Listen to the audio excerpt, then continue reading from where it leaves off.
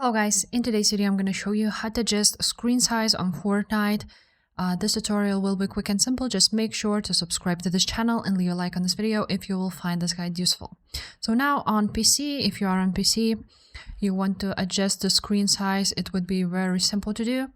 First, you go to your profile icon, then on settings, and on settings you make sure that you are on a video option. And there will be display, and as you can see there's window mode.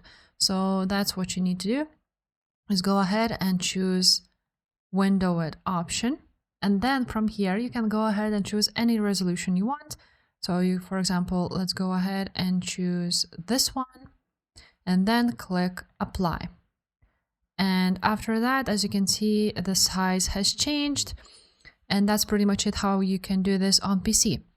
On Xbox, for example, you want to again go to your press the menu button on your Xbox controller, then on settings, again, you want to be on video tab.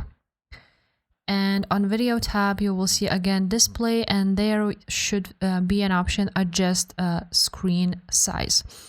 On PS5, again, the same video display tab, and under that tab, you will find an option called display area settings, and you should adjust it with no issues. And that's pretty much it. If this video was helpful, make sure to subscribe, and I will see you next time. Bye.